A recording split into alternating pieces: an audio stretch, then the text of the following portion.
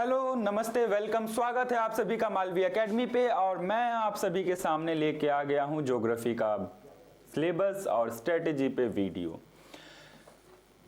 आप सभी के फॉर्म CUET PG के आ चुके हैं और आपके लक्ष्य के बीच, आपके फेवरेट विश्वविद्यालय के बीच जो दूरी है वो सिर्फ 75 प्रश्न और 60 दिनों की रह गई है। NTA ने ये डिक्लेयर कर दिया है कि आपका जो एग्जाम होगा वो मार्च के पहले सप्ताह या दूसरे सप्ताह में हो जाएगा और फॉर्म्स जो हैं वो लाइव हो चुकी हैं। तो नया साल आ चुका है। सबसे पहले तो आप सभी को मेरी तरफ से और मालवी एकेडमी की तरफ से नव वर्ष की हार्दिक शुभकामनाएं और आशा है कि आप अपने लक्ष्य को इस साल प्राप्त कर लेंगे। तो करना क्या है, थोड़ी थोड़ी सी बातें करेंगे और ये जानेंगे कि आपके सिलेबस में है क्या, आपको क्या पढ़ना है, कैसे नहीं पढ़ना है, क्या चीज नहीं करनी है, इस बात पे भी हम लोग ध्यान देंगे। तो चलिए शुरू करते हैं सिलेबस वीडियो और इस पे स्ट्रेटेजी पे करते हैं हम थोड़ी सी बातें। तो सबसे पहले हम लोग जान लेते हैं कि आखिर ये एग्जाम है क्या। तो एक एग्जाम होता है जिसको कहते हैं CUET, ठीक है, सेंट्रल यूनिवर्सिटी एंट्रेंस टेस्ट, जिसके द्वारा आप देश के प्रसिद्ध विश्वविद्यालय, केंद्रीय विश्वविद्यालय और कुछ स्टेट और प्राइवेट यूनिवर्सिटीज में भी एडमिशन प्राप्त कर सकते हो। अगर आपने ज्योग्राफी में एडमिशन लेने का सोचा है, यानी कि अगर आपने BA या फिर BSc इन ज्योग्राफी कर रहे हैं और आप चाहते हैं कि MA, अगर आप BA या फिर BSc इन ज्योग्राफी कर रहे हैं और आप चाहते हैं कि आप MA या फिर MSc इन ज्योग्राफी में जाएं, तो आपको ये एग्जाम देना होगा, CUET PG का एग्जामिनेशन देना होगा। सभी लोग अवेयर होंगे कि पिछली बार तक हमारे CUET PG एग्जाम में 2 सेक्शंस थे। एक सेक्शन A होता था और दूसरा सेक्शन B होता था। ये जो सेक्शन A होता था, इस सेक्शन A में आपके रीजनिंग के क्वेश्चन, मैथमेटिक्स के क्वेश्चन, GK के क्वेश्चन, इंग्लिश के क्वेश्चन और इस तरह के भांति भांति के क्वेश्चन पूछे जाते थे और जो अटेंशन था वो उसकी तरफ ज्यादा चला जाता था। तो 100 क्वेश्चन का एग्जाम होता था, 25 क्वेश्चन इसमें से होते थे और 75 क्वेश्चन इसमें से होते थे। लेकिन इस बार हो गया पैटर्न चेंज। पैटर्न चेंज होने से क्या हुआ कि ये जो 25 क्वेश्चन आपके आते थे, इस 25 क्वेश्चन को हटा दिए गए। अब आपको देना है सिर्फ इस 75 क्वेश्चंस का एग्जाम, जो कि आपके डोमेन स्पेसिफिक होगा, यानी कि जिस विषय में आप मास्टर्स करने जा रहे हैं। मान लीजिए कि आप ज्योग्राफी में मास्टर्स करने के लिए फॉर्म भरेंगे, तो ये 75 क्वेश्चन, ये 75 प्रश्न सिर्फ और सिर्फ इसका जो प्रश्न आएगा वो भूगोल से आएगा। ठीक है, तो ये हो गए 75 क्वेश्चंस। और एग्जाम आपका कब होना है? एग्जाम आपका होना है मार्च के पहले सप्ताह या दूसरे सप्ताह में। तो कुल मिला के आपके पास बचे हैं 60 दिन और 75 क्वेश्चंस की तैयारी। तो क्या पढ़ें क्या ना पढ़ें, बहुत सारी कंफ्यूजन्स है। 3 साल का सिलेबस है। अगर ज्योग्राफी का आप सिलेबस देखो तो everything under the sun is geography, सब कुछ ज्योग्राफी में ही आ जाता है। तो एक बेसिक सा थोड़ा सा हम लोग देख लेते हैं कि हम लोग कि सिलेबस में क्या क्या चीजें हैं, फिर हम देखेंगे क्या करें क्या ना करें। तो देखो, सभी लोग जानते हैं कि हमारा जो विषय है, जो ज्योग्राफी है, उसमें 2 चीजों की स्टडी करते हैं। पहला है जो अर्थ है, अर्थ की तो स्टडी कर रहे होते हैं, अर्थ के 2 एलिमेंट की स्टडी कर रहे होते हैं। एक होता है फिजिकल अर्थ और दूसरा होता है ह्यूमन अर्थ, यानी भौतिक भूगोल की स्टडी कर रहे होते हैं और मानव भूगोल की स्टडी कर रहे होते हैं। तो अगर आपने अपना सिलेबस अगर देखा हो तो सिलेबस में आपको दिखेगा एक सेक्शन है फिजिकल ज्योग्राफी का और दूसरा सेक्शन है ह्यूमन ज्योग्राफी का। एक तीसरा सेक्शन भी उसमें आता है जिसकी बात हम थोड़ा आगे चल के करेंगे। तो अब देखो, जो फर्स्ट पार्ट आता है आपके सेक्शन बी में, जो आपके सिलेबस का सेक्शन 1 जो आता है, वो आपका आता है फिजिकल ज्योग्राफी से संबंधित है। तो पहला चीज इसमें क्या है? पहला स्टार्ट होता है और पहला शुरू होता है दुनिया कैसे बनी, क्या बनी, कैसा लैंड फॉर्म है, कैसा लैंड पास है, पृथ्वी, महाद्वीप, इन सब की बातें हम लोग यहाँ पे कर रहे होते हैं। तो जियोमॉर्फोलॉजी का कहना है भू आकृति विज्ञान। तो पहला सेक्शन आपके ज्योग्राफी के सिलेबस में है भू आकृति विज्ञान का। इसमें क्या क्या आप लोगों को पढ़ना है? अर्थ इन द सोलर सिस्टम, यानी कि सौर मंडल में पृथ्वी की क्या स्थिति है, पृथ्वी की ओरिजिन कैसे हुई है, जियोलॉजिकल टाइम के बारे में पढ़ते हैं, अर्थ कैसे बना हुआ है, अर्थ में कौन कौन से रॉक्स हैं, अर्थ का इंटीरियर क्या है, यानी अर्थ कैसा है, ये भू आकृति विज्ञान में हम लोग देख रहे होते हैं। ठीक है, ये आपका पहले सेक्शन का पहला चीज है। इसके जब आप आगे बढ़ोगे तो इसी सेक्शन में आप देखोगे एंडोजेनिक प्रक्रियाएं और एक्सोजेनिक प्रक्रियाएं हैं, यानी कि पृथ्वी पे जितने भी आप लैंड फॉर्म देखते हो, जितने भी स्थलाकृतियां आप देखते हो, ये कुछ बलों से बना हुआ है। कुछ बल ऐसे होते हैं जो पृथ्वी के अंदर से लगते हैं, जैसे टेक्टोनिक बल हो गया, वो जो कन्वेक्शन करंट होता है उसके कारण जो बल लगता है उसके कारण हो गया, और दूसरा बाहर से जो चीजें आ रही हैं उसके कारण भी ये हो रहा है। यानी बाहर से मान लो हवाएं चल रही हैं, नदियां बह रही हैं, इस चीजों में कुछ भी हो रहा है तो इसके कारण भी हमारे स्थलाकृतियों का निर्माण हो रहा है। तो ये प्रक्रिया भी होती है। तो ये प्रक्रिया हम देखते हैं अपने पहले सेक्शन में, यानी जियोमॉर्फोलॉजी के सेक्शन में। अब हमने धरती को देख लिया, अब देखते हैं धरती का वायुमंडल, यानी जिसको हम लोग कहते हैं क्लाइमेटोलॉजी। क्लाइमेटोलॉजी में हम क्या देख रहे हैं? क्लाइमेट और एटमॉस्फेयर को देख रहे हैं कि ये क्या है, कैसे बना है, इसमें कौन कौन सी गैसेस हैं, इसके अंदर क्या क्या प्रक्रियाएं होती हैं, कौन कौन सी परतों में इसको विभाजित किया गया है, बारिश कैसे होती है, इस वेदर के कौन कौन से एलिमेंट्स हैं, मॉइस्चर क्या होता है, टेम्परेचर क्या होता है, प्रेशर क्या होता है, सूर्य का जो ताप है वो कैसे इन सारी चीजों को प्रभावित करता है, ये सब कुछ हम लोग देख रहे होते हैं किस सेक्शन में? क्लाइमेटोलॉजी के सेक्शन में। ठीक है, ब्रीफ में हम लोग चर्चा करेंगे कि आखिर है क्या और आपको पढ़ना कैसे है। अगला अगर सेक्शन की हम लोग बात करें, ये सारी सेक्शंस आप देख रहे हो, जैसे एटमॉस्फेरिक मॉइस्चर हो गया, वातावरण में नमी की मात्रा, प्रेसिपिटेशन, वर्षा की हम बात करते हैं, वायु के द्रव्यमान की बात करते हैं, और अंत में जलवायु वर्गीकरण इन सब के बेसिस पे जो क्लाइमेट क्लासिफिकेशन किया गया है उसकी भी हम चर्चा इस सेक्शन में करते हैं। थोड़ा सा आगे बढ़े तो अब हमने क्या देख लिया? पृथ्वी देख लिया, वातावरण देख लिया, अब हम आ गए समुद्र पे। अब आप जानते हो कि हमारा जो पृथ्वी है उसको वाटर प्लैनेट कहा जाता है, 71% जो भाग है वो जल से निर्मित है, ओशंस हैं। तो ओशंस की यहाँ पे चर्चा की जाती है कि ओशन फ्लोर्स कैसा है, ओशन में लवणता का वितरण कैसा है, टेम्परेचर का वितरण कैसा है, ओशंस में किस तरह की धाराएं चलती हैं, कौन कौन सी चीजें हैं जो इन धाराओं को प्रभावित करती है, ये सारी बातें हम इस सेक्शन में देखते हैं। आगे देखें तो अगला जो सेक्शन आता है वो आता है बायोज्योग्राफी का। बायोज्योग्राफी क्या करता है? अब देखो, अगर आपने बचपन से ज्योग्राफी में थोड़ा भी पढ़ा हो तो आप पढ़े होंगे कि बहुत चीजें होती है, एक एटमॉस्फेयर होता है, एक हाइड्रोस्फेयर होता है, एक लिथोस्फेयर होता है, एक बायोस्फेयर होता है। बायोस्फेयर वो क्षेत्र होता है जो कि इंटरएक्शन जोन होता है इन तीनों स्फेयर का, यानी लिथोस्फेयर का, हाइड्रोस्फेयर का और एटमॉस्फेयर का। तो इनका इंपैक्ट करके जो हमारी फ्लोरा एंड फौना है, जो वनस्पति है, जो जीव जंतु है, जो मानव है, उनका इनके साथ किस तरह से अंतः संबंध स्थापित होता है, ये हम लोग इस सेक्शन में देख रहे होते हैं। इसी में आगे बढ़े तो ये जो सारी बातें हम लोग विश्व स्तर पे कर रहे थे, जनरल प्रिंसिपल्स के बेसिस पे कर रहे थे, सिस्टमेटिकली चल रहे थे, उसको अब हम एक रीजन में लेके आ जाते हैं। वो रीजन कौन सा है? हमारी कंट्री। क्योंकि ज्योग्राफी जानते हुए हमें हमारी कंट्री में क्या चल रहा है, क्या स्पेसिफिक चीजें हैं, वो जानना भी अति आवश्यक है। तो इसीलिए यहाँ पे जो सेक्शन है वो है physical geography of India. Bharat में किस तरह की विविधताएं पाई जाती है, पहाड़, पठार, मैदान किस तरह से हैं, बाकी के फिजिकल जितनी भी ये चीजें हमने पहले पढ़ी थी वो किस तरह से भारत को प्रभावित कर रहा है, वो हम लोग इस सेक्शन में देखते हैं। तो इस सेक्शन में क्या आ गया? हमारे भौतिक भूगोल की चीजें, भू आकृति विज्ञान की चीजें, समुद्र की चीजें, एटमॉस्फेयर की चीजें और मानव से जुड़ी हुई चीजें भी आ जाती हैं। अगले सेक्शन पे जाते हैं। ये है एक सेक्शन हमारे ज्योग्राफी के सिलेबस का। ये हो गया फिजिकल ज्योग्राफी वाला सेक्शन। दूसरा सेक्शन हमारा आता है ह्यूमन ज्योग्राफी का सेक्शन। तो ह्यूमन ज्योग्राफी का जो सेक्शन स्टार्ट होता है वो आपका स्टार्ट होता है ज्योग्राफी को समझने से कि भाई ज्योग्राफी है क्या, ज्योग्राफी का नेचर क्या है, ज्योग्राफी का स्कोप क्या है, और उसके बाद ज्योग्राफी का डेवलपमेंट कैसे हुआ है, कहाँ के स्कॉलर्स ने क्या प्रभाव डाला है, कैसे ये विस्तृत हुआ है, ग्रीक, रोमन, जर्मन, आधुनिक काल में अगर आए तो फिर फ्रेंच किस तरह से काम कर रहे थे, अमेरिकन क्या काम किए, ब्रिटिशर्स काम क्या किए, और उसके बाद किस तरह से भूगोल का इवोल्यूशन हुआ है, किस तरह से वो आगे बढ़ा है, ये भी हम इस सेक्शन के स्टार्टिंग में देखते हैं।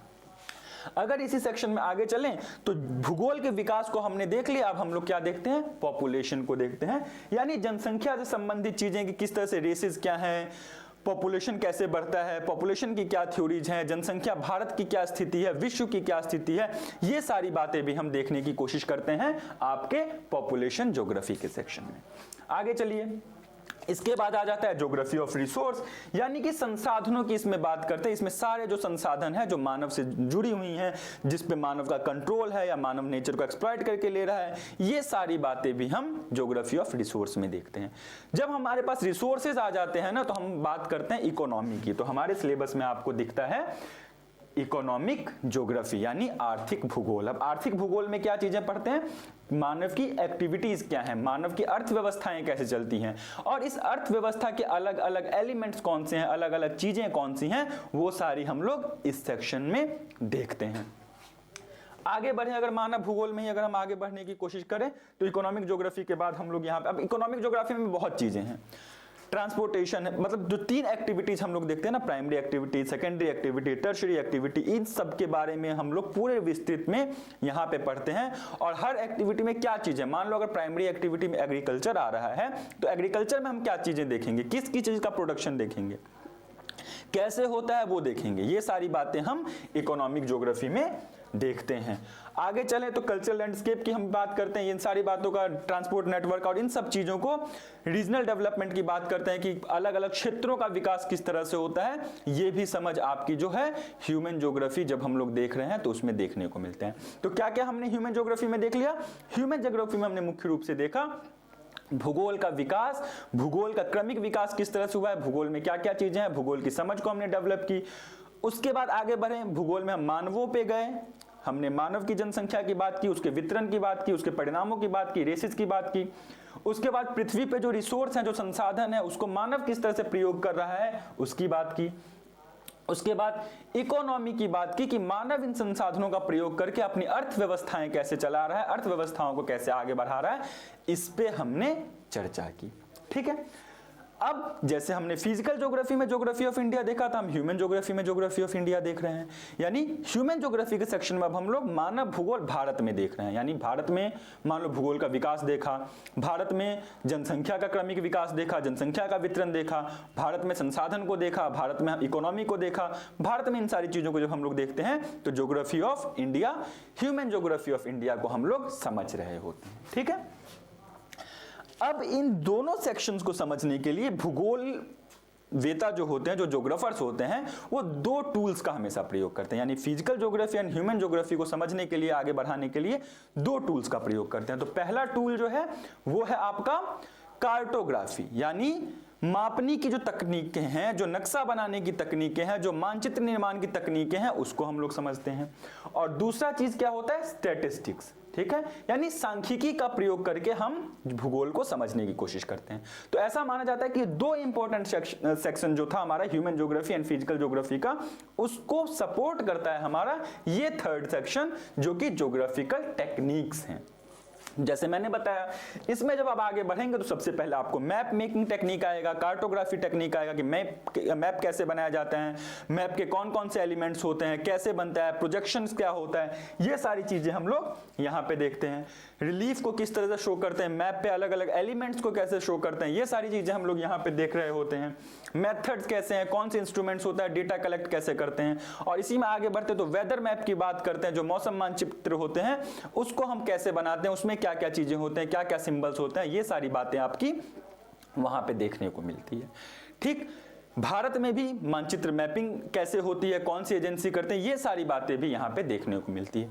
इसी से थोड़ा आगे बढ़ते हैं, ये आगे सिलेबस में आपको दिखेगा कि ये तो कुछ टेक्निक्स हो गए, इसमें हम लोग आगे जब बढ़ते हैं तो रिमोट सेंसिंग एंड जो GIS की टेक्निक्स हैं, जो इन तकनीकों का प्रयोग करते हैं, सैटेलाइट इमेजरी का प्रयोग करते हैं या फिर बाकी संसाधनों का जो प्रयोग करते हैं, वो कैसे होता है, उसके क्या स्टेप्स हैं, वो कैसे काम करता है, उसके एलिमेंट्स क्या हैं, ये सारी चीजें भी हमको यहाँ पे देखने को मिलती हैं।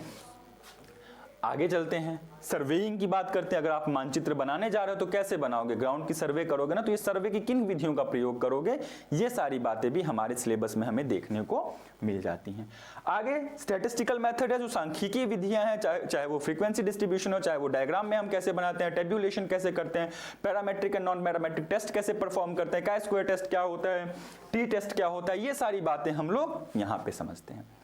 और जो अंतिम सेक्शन है हमारा, वो रिमोट सेंसिंग के सिद्धांतों एंड GIS के प्रिंसिपल से इसका लेना देना है। तो ये जो कुल मिला जुला के एक जाल बनता है, वो आपका बनता है हमारे इस सिलेबस में। अब करते हैं हम थोड़ा देखते हैं कि प्रश्न कैसे आते हैं भाई साहब। सिलेबस तो हमने देख लिया, इतना वास्ट सिलेबस है कि सब कुछ ही पढ़ना हमको पड़ेगा ही। अब वास्टनेस से हम लोग आते हैं कि ये हमने कोशिश की कि पिछले सालों के पेपर में एवरेज कैसे क्वेश्चन आए हैं किस सेक्शन में, वो हमने यहाँ पे देखने की कोशिश की। तो अलग अलग सेक्शंस में देखो, जियोमॉर्फोलॉजी में हाईएस्ट 9 क्वेश्चंस आए थे, क्लाइमेटोलॉजी में 5, ओशनोग्राफी में 5, बायोज्योग्राफी में 5, ज्योग्राफिकल थॉट में 6, पॉपुलेशन ज्योग्राफी में 8, रिसोर्सेज में 7, इकोनॉमिक में 8, ज्योग्राफी ऑफ इंडिया में 6 अलग से क्वेश्चन थे, कार्टो surveying statistics and remote sensing में 4, 2, 6 और 4 रिस्पेक्टिवली नंबर ऑफ क्वेश्चन थे।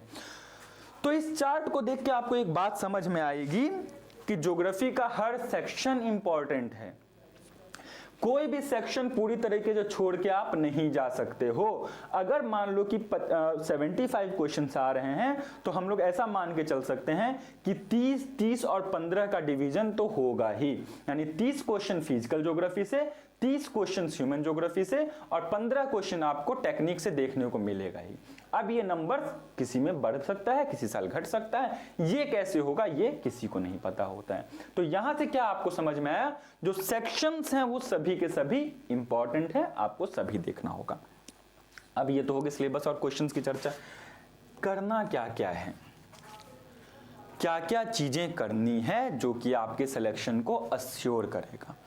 तो क्योंकि अब टाइम बचा है आपके पास 60 किताबें आपके पास बची हैं ढेर सारी, क्योंकि हर सेक्शंस की एक अलग किताब देखने को मिलती है। फिजिकल की अलग मिलती है, इन्वायरमेंट की अलग मिलती है, फिजिकल में भी जियोमॉर्फोलॉजी ओशनोग्राफी की अलग किताबें, क्लाइमेटो की अलग किताबें आपको मिलेंगी, ह्यूमन में भी पॉपुलेशन की अलग बुक उठानी पड़ेगी, इकोनॉमिक की अलग बुक, रिसोर्सेज की अलग बुक, थॉट की अलग बुक, सब कुछ अलग अलग बुक ही है। इतनी सारी किताबें पढ़ना 60 दिनों में असंभव।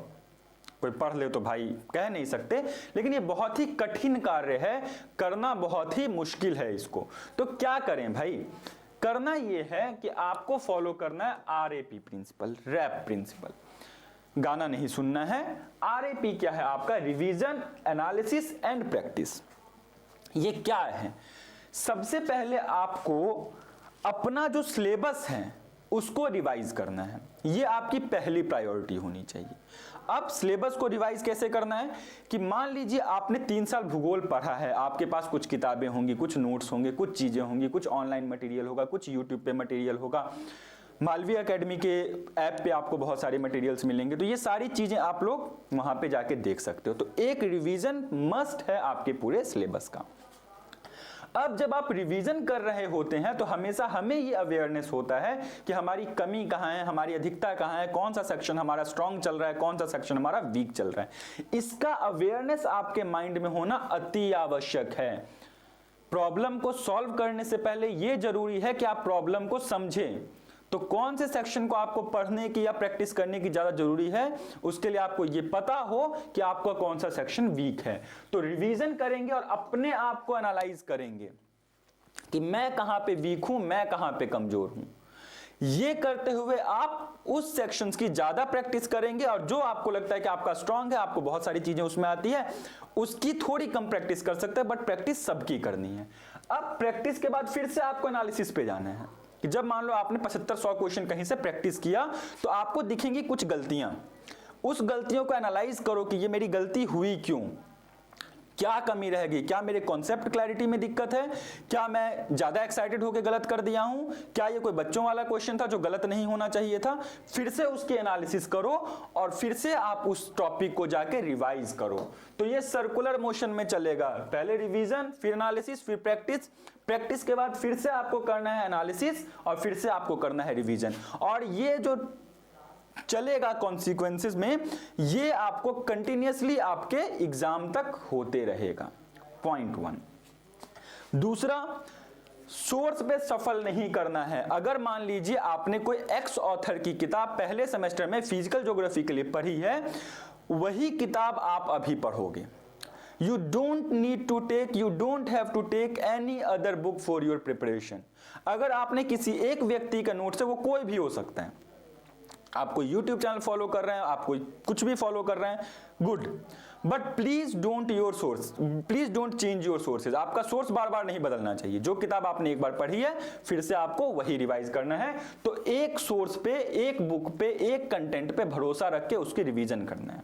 ठीक, अगली बात क्या है, हर सेक्शंस को इक्वल अटेंशन के साथ आपको पढ़ना है। फिजिकल ज्योग्राफी में भी आपको अटेंशन देना है, ह्यूमन को भी और टेक्निक्स को भी। ऐसा नहीं आप कर सकते कि मेरा ह्यूमन बहुत अच्छा है तो मैं टेक्निक्स और कार्टोग्राफी क्यों करूं, मेरे को तो ये बहुत मुश्किल लगता है, मैथ्स मुझे नहीं आती है। आप नहीं बच सकते, आप सिलेक्शन नहीं ले पाओगे। ऐसा नहीं कि फिजिकल ज्योग्राफी कर ले, ह्यूमन तो मुझे बहुत बोरिंग लगता है, फिजिकल थोड़ा प्रैक्टिकल है, थोड़ा दिमाग चलता है तो वो कर लेता हूं। ये अगर आप करोगे नहीं होगा selection. You can not skip any section of your syllabus. बहुत माइंडफुल रह के आपको सारे सेक्शंस को रिवाइज करना है, पूरा सिलेबस को फिनिश करना है, जाहिर सी बात है। आगे ऐसे टॉपिक्स पे ज्यादा बल देना है जिसको बार बार अलग अलग एग्जाम्स में पूछे जा रहे हैं। तो क्वेश्चन पेपर एनालिसिस, पीवाई के सॉल्यूशन, पीवाईक्यू सॉल्यूशन पे काम आपको करना है। आपको कोई भी पीवाईक्यू मिले जिसका संबंध ज्योग्राफी से है, चाहे पहले बीएचयू अपना एंट्रेंस लेता था, डीयू अपना एंट्रेंस लेता था, जेएनयू अपना लेता था, अगर आपको पेपर्स मिलता है कहीं से भी, सॉल्व डेट, पीवाई की करो, एमसीक्यू जितना सॉल्व कर सकते हो करो। तो उससे आप ये, जब उसको आप एनालाइज कर रहे होगे तो आपको ये समझ में आएगा कि कुछ ऐसे सेक्शंस हैं जहां से क्वेश्चंस ज्यादा आते हैं। मान लो थॉट से क्वेश्चंस ज्यादा आ रहे हैं, तो ह्यूमन ज्योग्राफी में अगर आप थॉट पे थोड़ा ज्यादा फोकस करोगे, तो इस तरह से आपके दिमाग में ये चलते रहना चाहिए कि आपको क्या पढ़ना पे ज्यादा फोकस करना है, किसको थोड़ा कम अटेंशन देके भी काम चल जाएगा। ठीक है, तो ये सारी चीजें आपको आवश्यक रूप से करनी है। ओके, आगे क्या आपको नहीं करना है, तो भाई पहला पॉइंट मैंने यहां पे लिखा है, नो नोट्स हंटिंग। नोट्स के शिकार पे नहीं निकलना है कि आज 3 घंटे बैठे हो तो आज पूरे 3 घंटे बैठ के सिर्फ यही ढूंढ रहे हैं कि ओरिजिन ऑफ अर्थ के थ्योरीज कितने वेबसाइट पे मिल जाएंगे।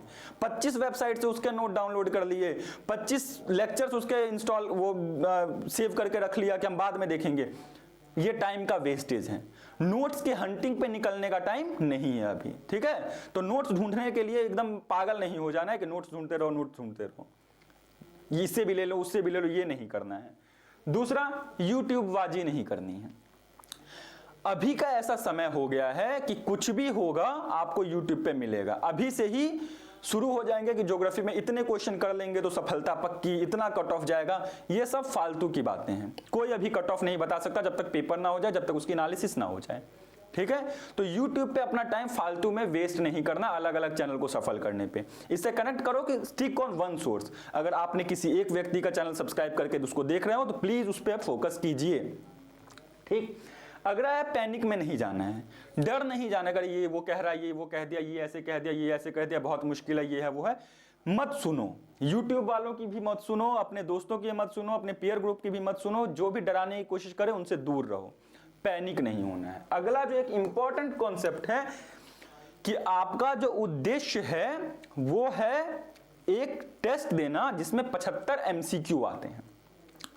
इसके लिए आपको पूरे सिलेबस को पढ़ने की आवश्यकता है, ना कि एक विषय में PhD कर लेने की आवश्यकता है।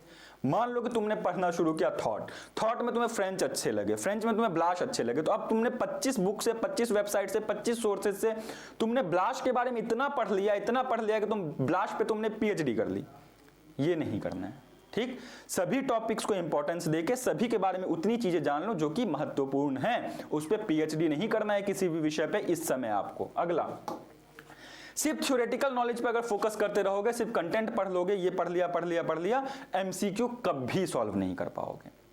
तो थ्योरेटिकल फोकस के साथ साथ आपको MCQ पे अटेंशन देना है आपको, क्योंकि MCQ 4 ऑप्शंस में से एक चुनने वाला क्वेश्चंस करके आना है। तो थ्योरेटिकल नॉलेज का आपका बैक होना चाहिए हमेशा MCQ के सॉल्यूशन से, MCQ की प्रैक्टिस से। ठीक है, तो ये काम नहीं करना है। अब आप पूछोगे बुक्स कौन सी, तो मैंने पहले ही बताया कि इतनी सारी बुक्स हैं, कितनी उठाओगे। तो बुक्स जो आप पहले से फोकस कर रहे हैं, कोई बुक खराब नहीं है, कोई बुक गंदी नहीं है। जिस बुक को आप फोकस किए हो, जिस बुक को आपने अपने BA में पढ़ा है, उसी बुक्स को पढ़ो, अपने नोट्स को पढ़ो, रिवाइज करो। दूसरा सोर्स क्या है, बहुत सारे ऑनलाइन मटेरियल्स अवेलेबल हैं। ठीक है, बहुत सारे सोर्सेज अवेलेबल हैं, उसमें से कोई एक सोर्स ऐसा होगा जिसको आप पहले से पढ़ रहे हो, तो उस सोर्स पे रिलाई करो। कोई ऐसा वेबसाइट होगा जो क्वेश्चंस प्रोवाइड करता होगा, तो उस वेबसाइट्स पे क्वेश्चंस जाके पढ़ो।